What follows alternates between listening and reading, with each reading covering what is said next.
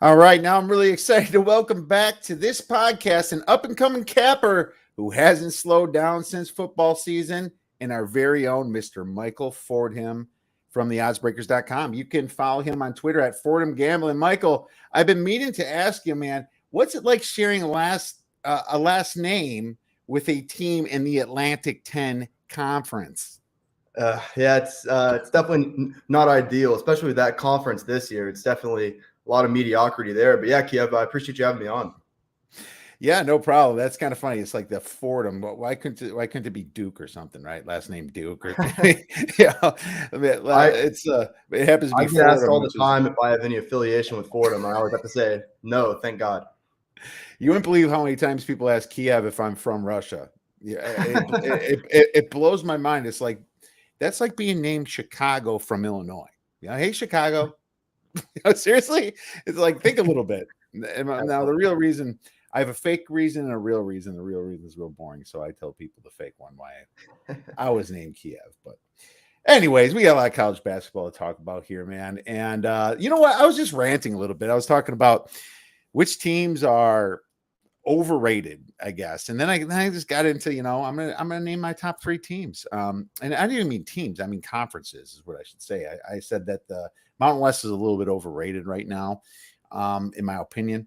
And then I said the top three conferences. And before everyone's saying the Big 12 is the best conference because they kept looking at Baylor, Texas, and Kansas. But, Baylor's hurt now. And I personally have a different top three. I think I have maybe the Big 12 at number three. But what do you have for your top three conferences?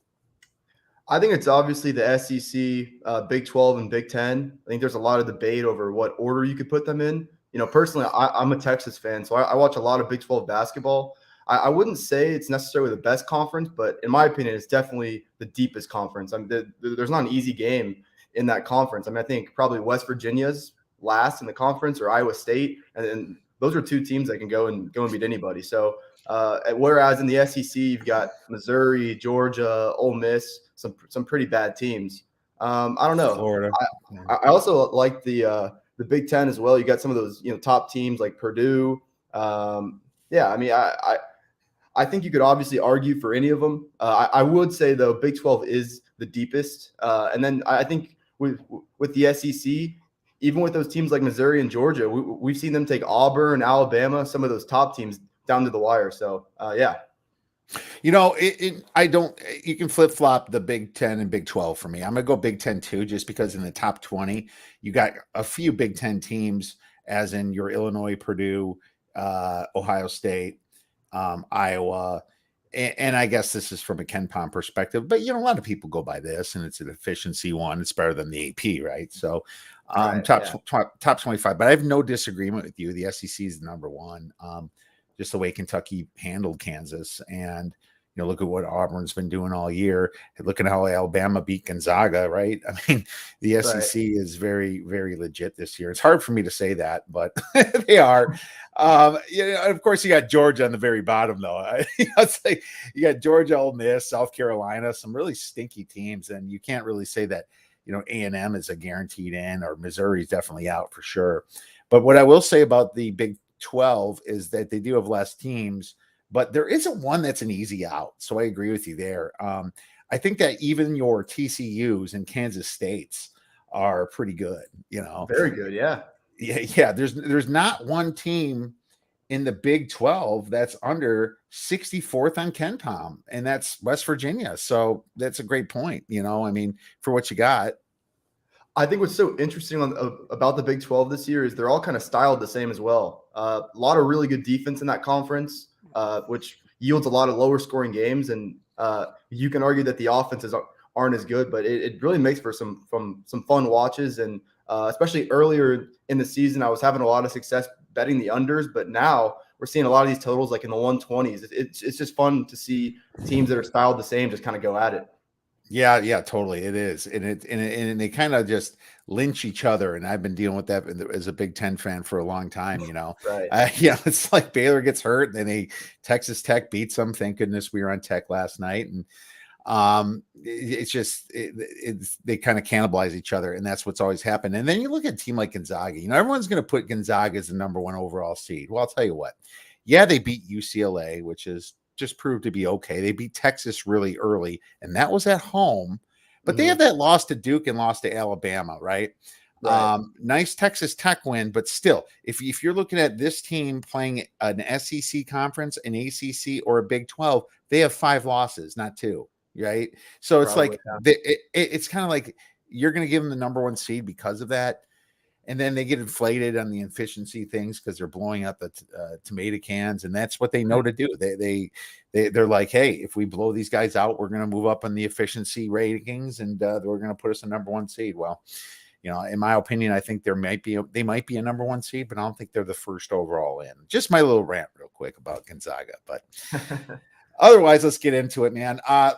This is a great exercise. You do it, I do it. It's talking about the teams that might have some stock that's pretty low right now that you might want to buy on, for whatever reason. And we have some teams that we have stock you might want to sell a little bit of maybe overvalued in the marketplace from what they recently did. So let's get going on that. I have 3 apiece, and I'll go first. I think that buy low is the obvious is Memphis for me, and I did have that free play, and you mentioned me on that. Thank you. And I like Memphis because they were massively hurt from December all the way till February, and now you see what happens when they're that full team again, and they're beating teams like Houston, right? And the reason I think that they're so low is because when they were so injured, there's like 3, 4, 5 key guys out at once. This was a preseason top 15 team, they can be sneaky. And if you're worried about them making the tournament, they already have some big wins in November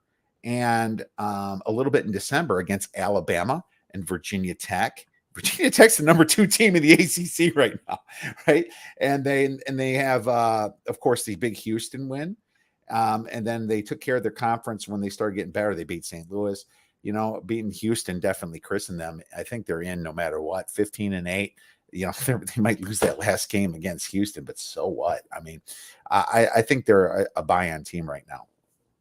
I would certainly agree with you. I mean, I think getting over that hump and beating Houston, I believe they got just short of beating Houston last year, and that was kind of a monkey on their back.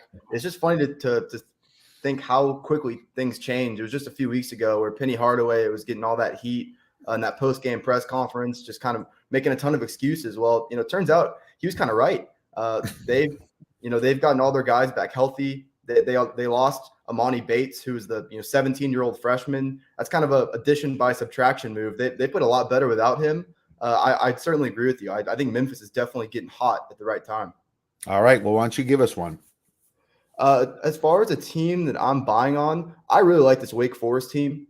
Just saw them the other night at Duke, lost by 2. Yeah, they were down by double digits and kind of had to fight their way back. But obviously, I think you kind of mentioned this a second ago, but the ACC is very weak this year. A lot of mediocrity in there. I think actually, though, one thing about that conference is there are some pretty good offenses in that conference when you look at Miami, Syracuse, teams like that. And still, Wake Forest top 45 in defensive efficiency, very balanced team, very good offense as well. I just think that this team is set up better than most than the teams coming out of the ACC. I mean, we saw North Carolina last night. I think they lost outright. Was that against Pittsburgh or Boston College?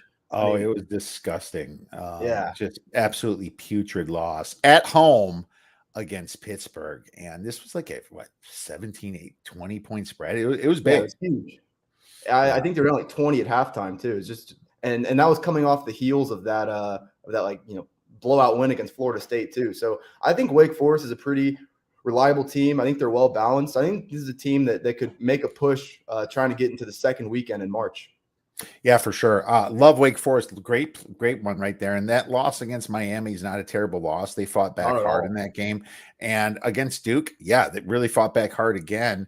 And like I said, I think they woke up. I feel like that was a good loss for them, being how they almost won. And it was, like Cameron Indoor, a very hard place to play. Now they're coming home against Notre Dame, who was kind of the fake number 1 team in the ACC. I think they might get their doors blown out. So love that one.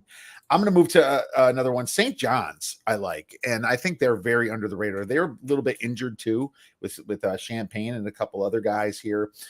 And I think that I like their schedule the rest of the season here. The Johnnies had a great game against Xavier, beating them outright here.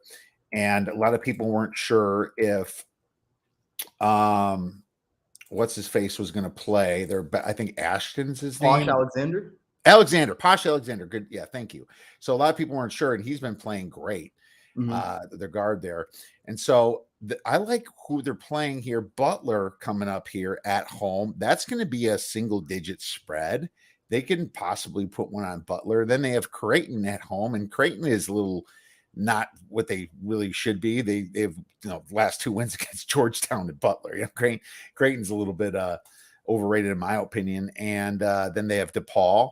And then they have Xavier and then Marquette. I mean, they're done with the Villanovas. They're done with the Seton Halls. They're done with the UConns. I think they have a very winnable schedule here, man. So I'll be on St. John's. Yeah, I was actually thinking about this yesterday. St. John's is one of those teams I'd be willing to kind of take a flyer on in the Big East tournament. We saw Georgetown last year obviously kind of got hot and ran the table. St. John's is one of these teams, they go so fast where if they can just be somewhat efficient offensively, I think they're averaging around 80 points per game. I mean, if they can just pair that pace with efficiency, this is a team that can absolutely make a run in Madison Square Garden. So, yeah, I certainly do agree with that. A little bit too inconsistent for my liking. It'll be interesting to see, playing teams like Butler who probably a little bit more consistent. Now, they certainly don't have the upside. It's just going to be interesting to see how they match up against a team like Butler. Creighton, I think, is kind of in that same vein. So, should be interesting. But, just kind of depending on where that price is at for St. John's to win the Big East tournament. I was thinking about that. Certainly would probably be a play I'd be willing to take a flyer on just because they can get so hot.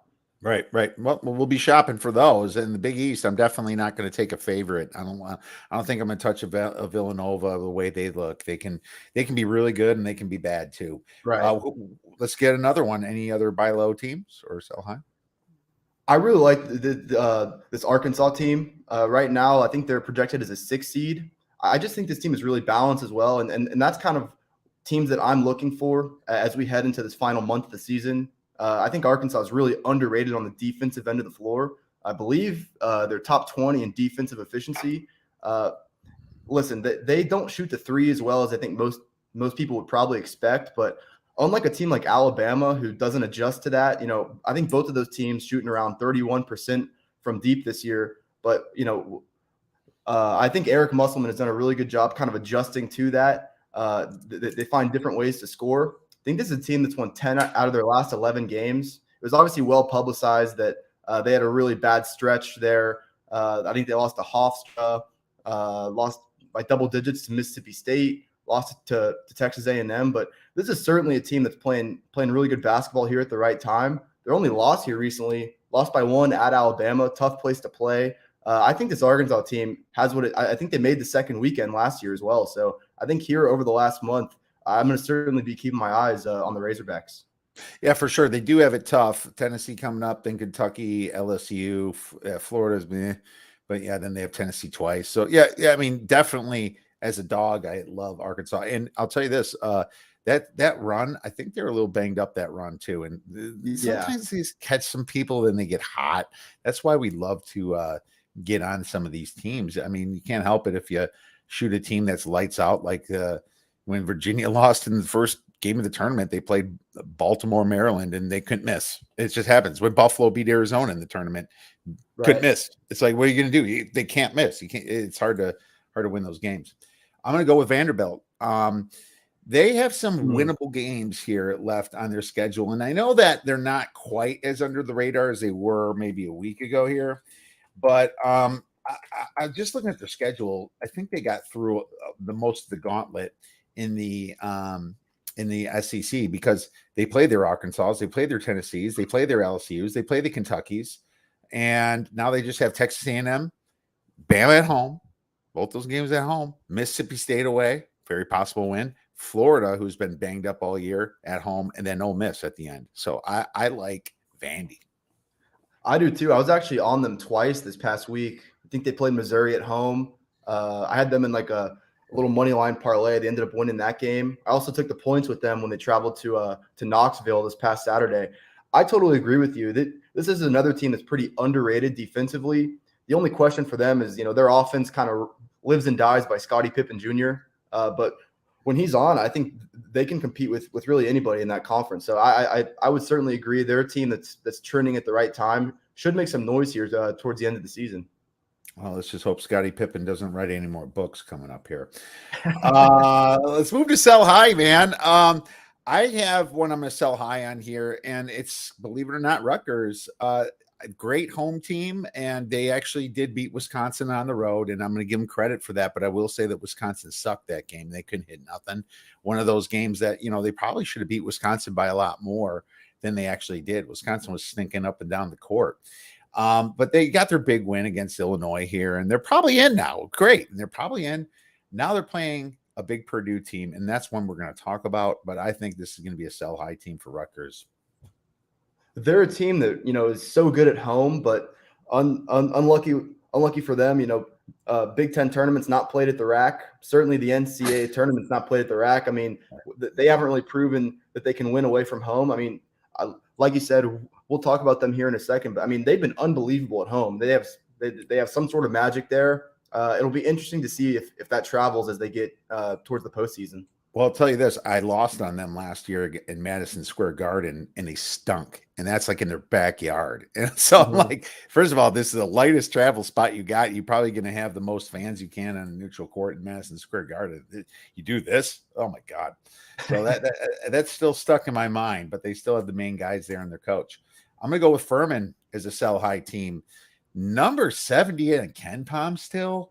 And their best win is against 114 Wofford. I'm like, why the heck is Furman still in the top 70 on KenPom? And it's not like they went through a 3-game stretch where they just lost those games against Greensboro, Chattanooga, and East Tennessee. But then they got Wofford here on deck. I might be taking Wofford here, man. I don't know. It's a Saturday game. But I'll tell you this, Furman is not a top 70 team. And they have a bunch of wins, and they beat some of the stepsisters of the poor pretty bad, and that's why they're so high on the efficiency sites. But they're not a good team, so I'm gonna go with Furman as an overrated. Yeah, I'm gonna kind of add on to that. One team I'm looking to kind of sell high on here, and this is kind of more of a eye test versus analytics thing. If you look at a team like Tennessee, I think they're all the way up to number 9 in KenPom. And listen, they play really good defense. I'm not going to talk anybody off of that. I just don't think this latest success they've had offensively is going to hold true here towards the end of the season. They lost last year in the first round to Oregon State. This is a team that I just think has let down written all over them. I don't think the analytics necessarily back that up, but they haven't really stepped up in big spots this year until just this week when they beat Kentucky. That was really kind of their Super Bowl. I'm just not high on Tennessee.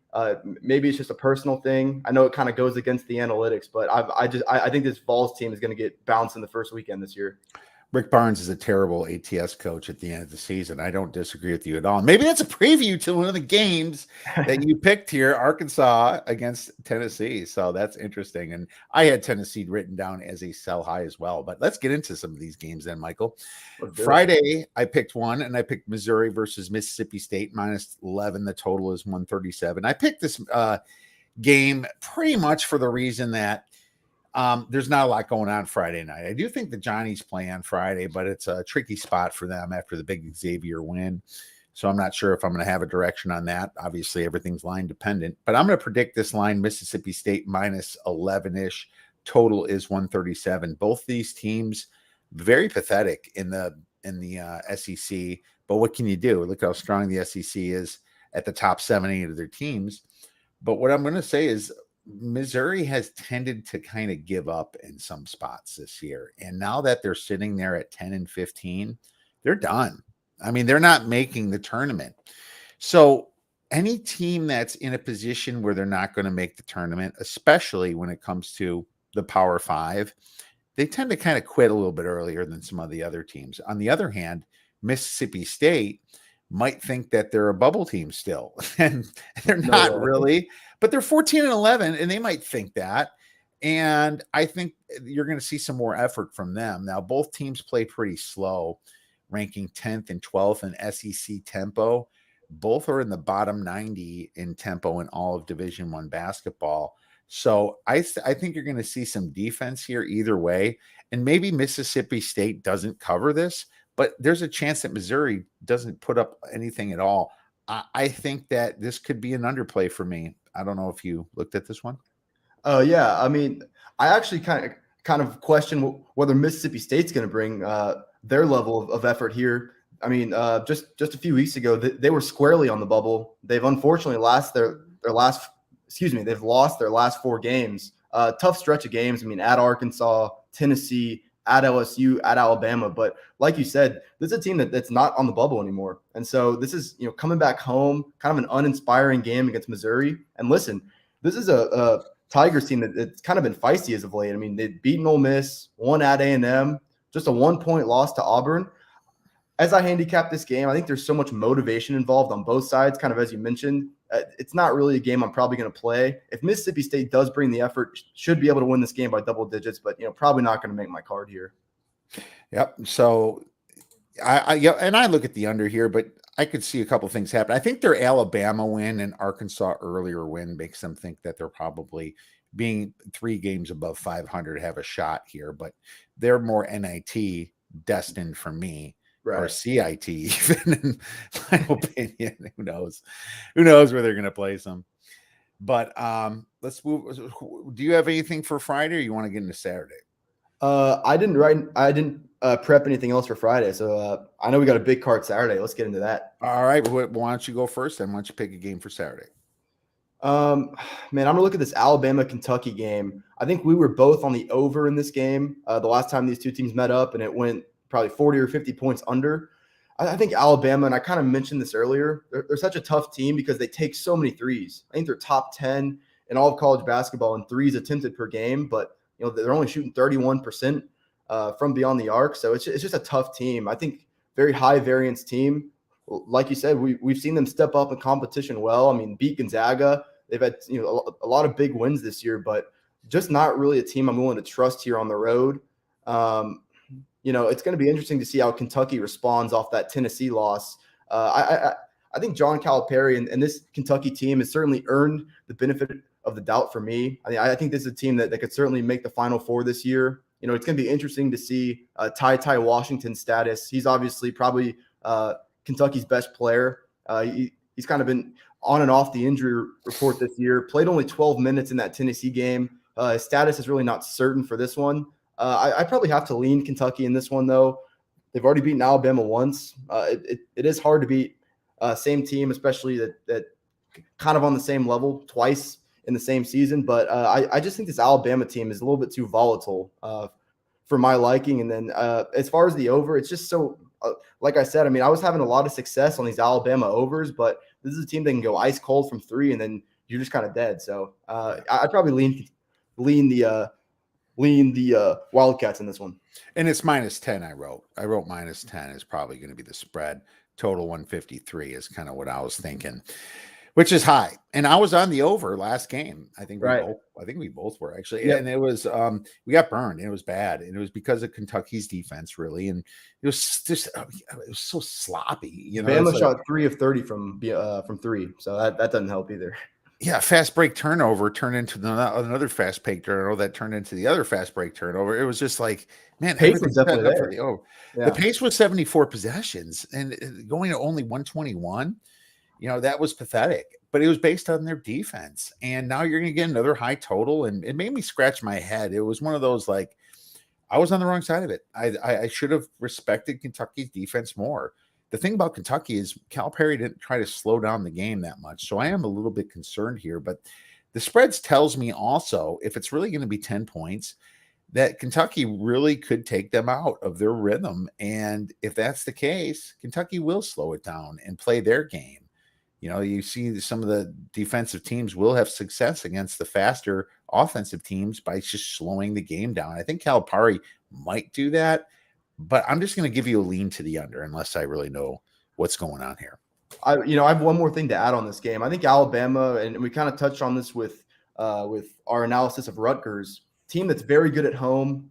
They step up in competition well at home. Traveling to Rupp Arena here, I just don't think this is Alabama's role. So that's probably more than anything why I do lean towards Kentucky in this game. All right. Well, hey, you have another game that you picked. It wasn't it Tennessee, Arkansas. Why don't we get right? Since we're in the SEC, let's get right into that one, Michael. What do you have? Yeah, obviously just touched on these two teams in our buy sell segment. Obviously, it was kind of selling high on Tennessee, buying low on Arkansas. And I should say before you get into it, it's going to be a 1-point spread, probably 1-2, Right. and it's going to be at Arkansas. It's going to be sitting there 2.5, 1.5, bouncing around all day, and the total is going to be around the 140-ish range, I think, too. Right. Maybe 138 even. Let's just go with 138. Right.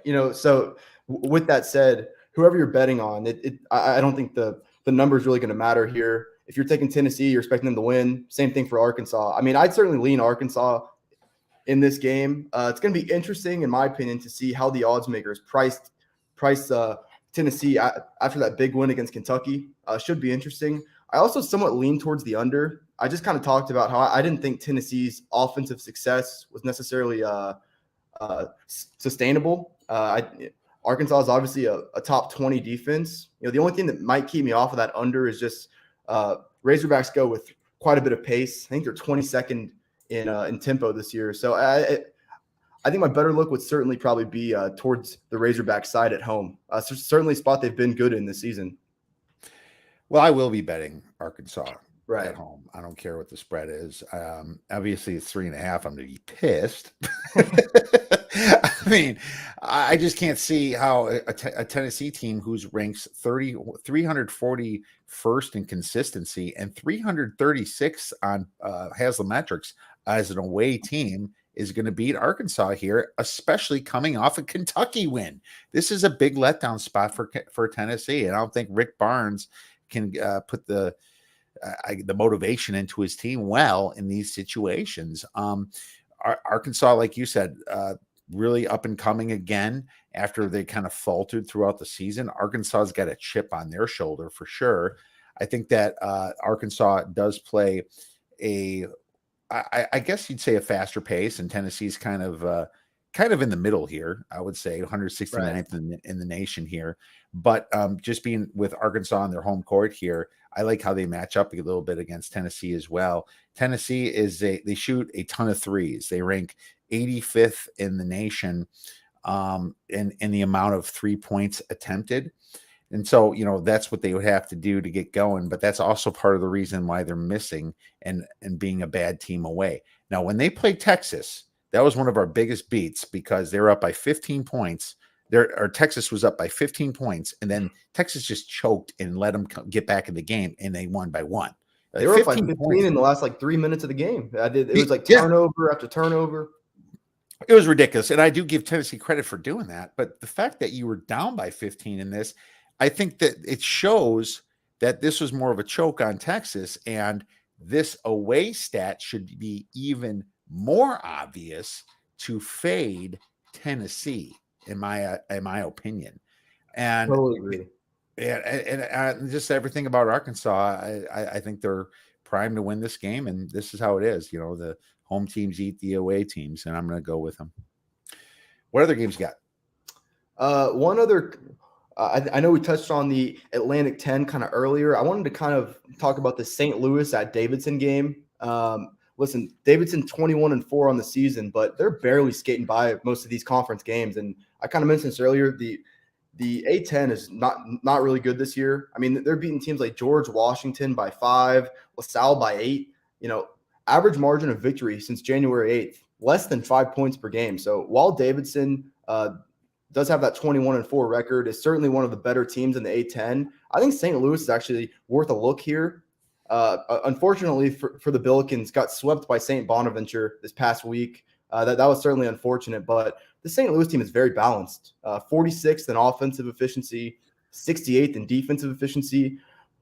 Looking at Davidson, while they do have a good offense, 13th in offensive efficiency, 216th on the defensive end of the floor. I think St. Louis might be kind of a sneaky dog here in this one. Line should probably be about Davidson.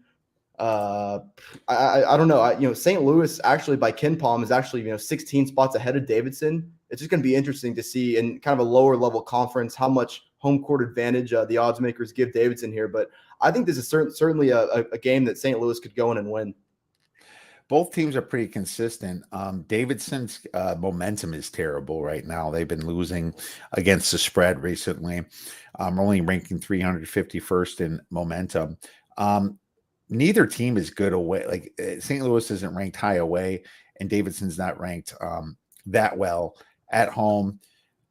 What I will say is that I think St. Louis is better too, and it's spread dependent for me. Okay, Right. Absolutely. If I'm getting a 2 or less as a favorite, I would take even St. Louis, but some other people might jump on them. Now the Bonnies, they were a top 25 team in the beginning, and they faltered, and they kind of stepped it up again here against St. Louis. I watched some of those games, and these games were very close. Don't be fooled by that final score, 68-61. It was actually a lot closer than that for most of this game.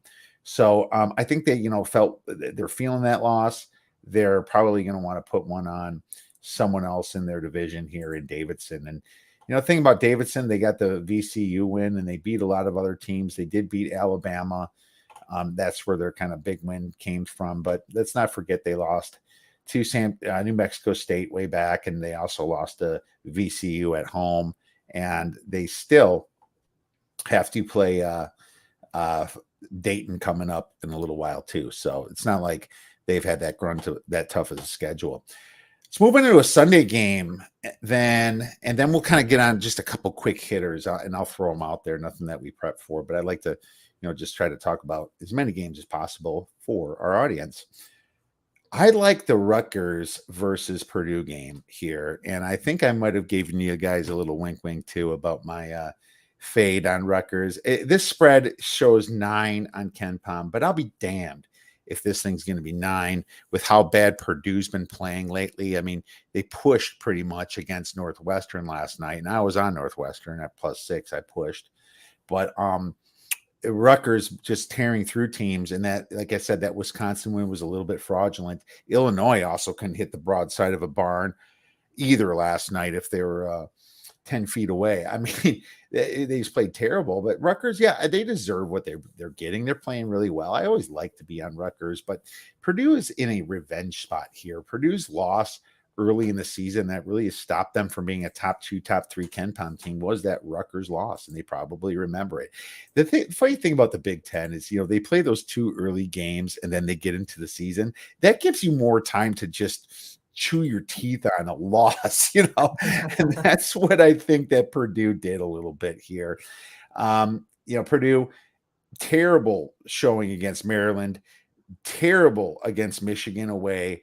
Then they go to Northwestern and kind of handle them. This is that game where they kind of feel like they can jump back into the top 8, jump back into that possible 1 seed, maybe 2 seed conversation because everybody's on Rutgers now. Well, in my opinion, this spread is not going to be what people think it is. I think it's going to be a 7.5-ish, and I think I might be playing Purdue here. I'd certainly lean towards that side as well. I actually think it's going to be a little bit higher. Wouldn't be surprised if it is at that 9.5. We saw Purdue against Michigan last weekend or 2 weekends ago. I think they were laying 9.5 in that game as well. So I wouldn't be surprised to see it close to double digits. It's really kind of a contrast of styles here. Purdue, certainly, I think they're ranked number 1 in offensive efficiency on KenPom, but they do kind of struggle on the defensive end of the floor. Rutgers, on the other hand, they're in the 150s, I think, in offensive efficiency, or excuse me, actually 110th. So still in the bottom, or still outside the top 100, but 42nd in defensive efficiency. Both these teams go at a pretty slow pace. It's hard to get a gauge on the total, though, just given that two contrasting styles. It's going to be just I think this is certainly a game you kind of stick looking towards a side here. I'd certainly lean towards Purdue. Like you said, though, they aren't in great current form right now. Last 3 games, 24-point loss at Michigan. That was obviously a revenge game for the Wolverines. And as you mentioned, 1-point win at home against Maryland, and then just a 6-point win at Northwestern. This does kind of feel like the spot where they do step up. And, I'm certainly not – I think Rutgers, as we talked about in the buy-sell segment, really, really good at home. I mean, they're an absolute wagon at home. Just looking at who they've beaten at home this year: Purdue, Illinois, Ohio State, Michigan. I'm not quite willing to trust them on the road here in this really tough environment. So I'm probably not going to have a play on this game, but I'd certainly lean with you towards Purdue. All right, fair enough. And yeah, Ken Palm does have it bigger. I thought it was 9. It shows 11. So maybe this is going to be a little bit higher, but I can't imagine being at double digits here.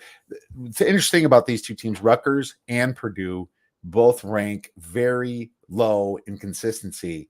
321st for Purdue and 355th for Rutgers. Rutgers has some weird losses this year and some big wins. Right. They're almost Wisconsin-ish. They get beat by Illinois by 35 points. They lose to Seton Hall by 15. They lose to Penn State by 20, like almost 20. I think 17 points. Penn State's terrible. They lose to Minnesota, who's terrible. Right. They lost at home to Maryland, and this is a away game. Yeah, it's Purdue nothing. Any other games that you want to talk about, or should we just kind of go hodgepodge and just throw a few out there? I did prep a little bit for Iowa and Ohio State. Two really good offenses. Couldn't talk anybody off of an over there. I was interested to actually hear. I know you're kind of a Big Ten guy. I was interested to hear if you had anything on that game, and if you could talk anybody off the over, because it obviously seems somewhat obvious, just given I think each of these teams is top 10 in offensive efficiency, and neither are particularly efficient on the defensive end of the floor. So I kind of wanted to get your thoughts on that game. And this is on Saturday, isn't it? Yeah. Right. Iowa's been playing out of their minds lately, and I want to fade them so bad. And but here's the thing: it's Thursday, and they're playing Michigan tonight, Right. and so I mean, I might miss it. I will be on Ohio State if they beat Michigan here. If they lose to Michigan outright, I don't know. It's going to affect the spread. If they lose to Michigan outright, it certainly will. So I have to take a look at it. But in my opinion, Ohio State is a easy 3.5, 4 points here at home. Now, Iowa is ranked higher on Ken Palm, which tells me this spread will probably be 3 or 2.5. So this is kind of where I was thinking about jumping on Ohio State.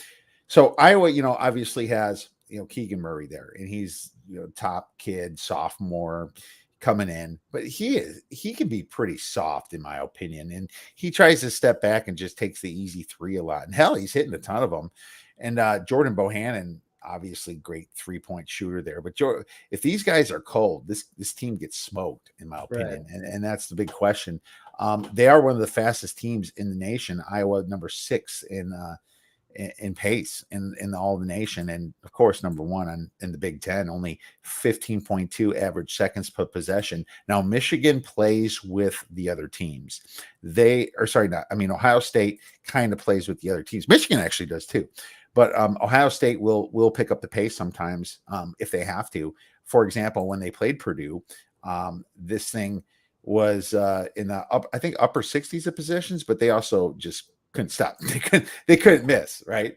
And so Michigan will try to catch up if they have to play catch up, I guess is what I'm trying to say here. 71 possessions against Wisconsin, when they beat Wisconsin at home. This feels like that game, because when they beat Wisconsin, they beat them by 18 points, and there were 71 possessions this game, and Wisconsin doesn't even play nearly as fast as Iowa. So I'm going to lean over.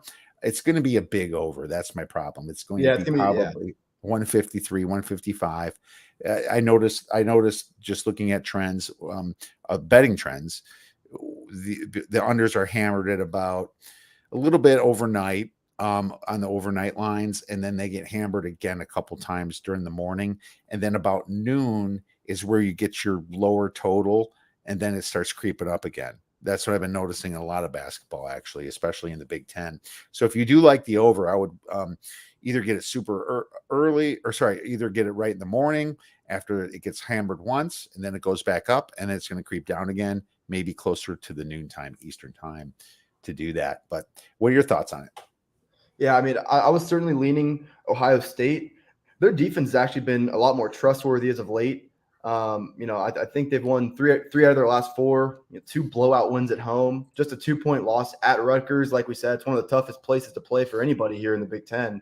And then, 1 on the road at Michigan by 11 last weekend. I think this is a team that's in really good current form. I think Iowa's really volatile, kind of as you said. I think Ohio State probably pulls away in the second half and probably covers this one. Yeah, and Iowa's going to try to push the pace. The question is if Ohio State's going to try to stop them. But I've seen Ohio State play with some people, so I find that interesting. Let's look at another Saturday game. I mean, obviously Gonzaga. I mean, what are you going to do with this team now? You know, I mean, they're inflated always, but they're covering a lot of the time just because they want to. They don't slow it down when they should be at the end and running the clock. I've seen that happen a lot. So they're going to be playing Santa Clara. And what's funny about this is that this is going to be a massive total here. I mean, I'm seeing like 160. I don't know. I mean, it's just like, can Santa Clara hang around and actually keep the pace going here? Because Santa Clara ranks 29th in pace, right? So I wanted to bring that up just because the Aiden Gonzaga is number one, really. And Santa Clara is a good 17-19 team.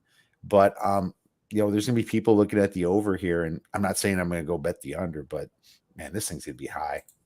Did Gonzaga end up covering against Pepperdine last night? I was kind of watching some of that game. I don't know. I think it was a 30 and a half point spread. No, they didn't. 20. They won by 20. Yeah, I mean, that's just the problem with this team. I mean, these spreads are so high. It's just, I mean, they're trying to price you out of playing on them.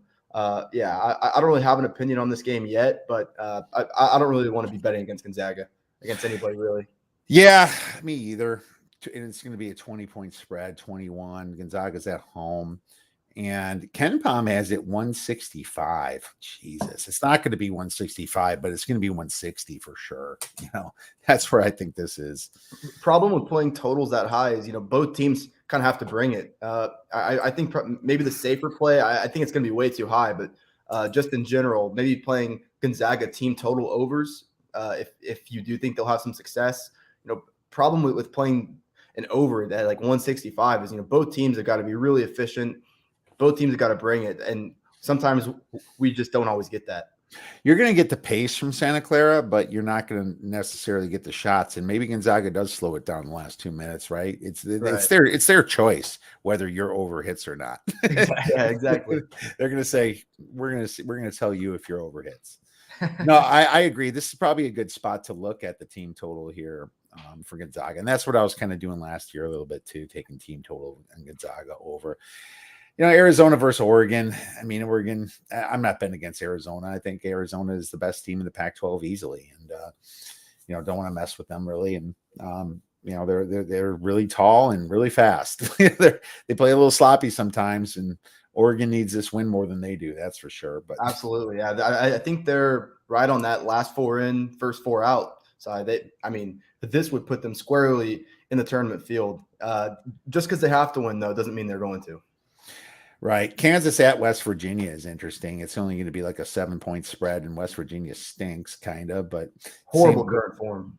But Kansas, I mean, not a great away team. Well, not terrible away, I guess, but I mean, this is one of those teams you're like, wait, why didn't Kansas show up today? This could be one of those games, you know, like, well, why didn't they come to play? You might get that. And, you know, Saturday games are weird. So that was one that's going to be a big game that people watch. Duke, Florida State's going to stink. Florida State is so injured and they're done. Revenge game for Duke too, off that overtime loss back in Tallahassee, back when Florida State was actually at full strength. Yeah, I mean, I think Florida State trailed by 30 at halftime against North Carolina this past Saturday. I think they'll probably get run out of the building once more against this Duke team. Right. And then who wants to go against Baylor after they lost against TCU? Yeah, I don't want to go against Baylor after they lost. Not really. No way. And I know they're really injured, but their point guard's back now, and he's going to be pissed. I mean, they were up by 7 at halftime, and then just offensively in the second half, you just couldn't make shots, and you just can't do that playing at Texas Tech. Not having Chamu Chachua really got to their heads there, I think. Poor guy towards ACL. It really sucked. Not going to talk about Auburn, Florida. If there's no way I'm not going to bet Florida in this game. Florida's at home, but you know, it's Florida's done, and Auburn now. Auburn's still feeling their loss. Now, last game, let's just bring up real quick is Illinois, Michigan State. And I find this game kind of interesting because both teams have been losing, you know. Not consistently. Well, I guess Michigan State's kind of been losing consistency a little bit. They 3 out of the last 4 they lost, right? They beat Indiana, but now they're going home against a pissed off Illinois team, and they got Illinois coming in after that Rutgers lost. Oh my God, did they shoot bad that game? Illinois only 26% from 3. They actually weren't terrible from 2, 45%. That's not terrible for on the road, but Rutgers was 64% from the. Oh no, that's sorry. They were 53% from 2. So they played a very, very good game. And Illinois is probably reeling a little bit. They couldn't rebound the ball, so they're going to want to rebound it better. Coach is probably in their heads, but this is going to be a 1-point spread or a pick 'em game. Yep. I didn't really handicap the game yet, but I probably have to go with Illinois, man. What do you think? Yeah, I actually did handicap this game quite a bit. Obviously, these teams met, I think, 3 weeks ago in Champaign. We saw Illinois win that game 56-55. So just a 1-point win for them. It's just tough because I believe they didn't have Kofi Coburn in that game. It was also a tough spot for Michigan State. Fought back in the second half of that game, but that was their second straight road game. Prior to that game, they had gone on the road and beat Wisconsin. Just couldn't miss in that game. So it wasn't exactly the best spot for Michigan State. I don't really know what to take away from that necessarily. I guess maybe a slight lean toward Michigan State. It's just with no Kofi Coburn in that first matchup, it's just going to be kind of a gamble to see how Michigan State kind of controls him. Yeah, yep. And Kofi's had a bad game last game, and he's gonna be kind of coming back a little bit pissed too. So this is interesting. That game went way under last time. Yep. It was 56-55, and I wonder if Michigan or if Illinois is a little bit less sloppy this game. Michigan State tends to play with whoever's setting the pace too, so you're going to get about 140, 141. I'm gonna give a slightly in Illinois still. So we'll see if I change my mind, my man. But we're out of time, Michael. Thank you so much for coming on. Where could our guests, or where could our listeners, I should say, find your great information in place? Yeah, follow me on Twitter at Fordham Gambling. That's kind of the central hub where I tweet out kind of what I have going every day. I also have a link tree. Kiev, could you put that in the description? I have a link tree where you can find my free play articles. I think my Twitter is there as well. You can learn more about becoming a premium member. But yeah, I'd say follow me on Twitter at Fordham Gambling. We're obviously very deep into college basketball season. Should be a really good last month here as we enter March. Definitely one of my favorite times of the year. All right, Michael. Thank you so much for coming on, my man. We'll be chatting this week, and best of luck to you. Thanks, Kiev.